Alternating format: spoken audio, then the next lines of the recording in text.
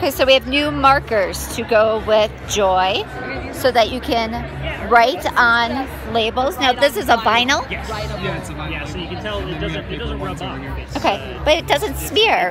You would think writing on vinyl, so that's really cool. And look at all the labels that they made. Trading cards, and then you did a Squirtle squad on it. Oh, are you kidding me? My little nephew watched some of these cards. Oh, there it is writing. Yeah, so that's what they got for Christmas. We put Squirtle on Squirtle squad because they have sunglasses. I like how you're doing that image where it's multiple lines. It almost looks colored in. Yeah, that's pretty cool. Yeah. So that's one thing people always ask, how you color in and fill a font or an image. But you do those. And it's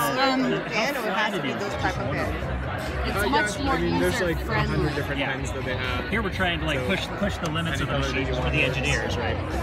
Right, that's your. Making it work right. Yeah, exactly. Okay, so what did you do here?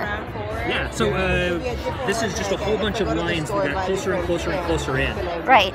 They used a CAD program to do that, and then loaded it into Design Space. I am a CAD drafter. Oh, really? Yes. So this one's Inkscape. It's using the Inkscape. Oh, okay. Yeah. Okay. So Totally cool. it did a couple of strange little paths here that I had to clean up, but in general it was almost automated. But it looks like it's colored in, but it's really just that the lines are so close to each other. So we've been doing some experiments at the office with this. Okay. With the infusible ink.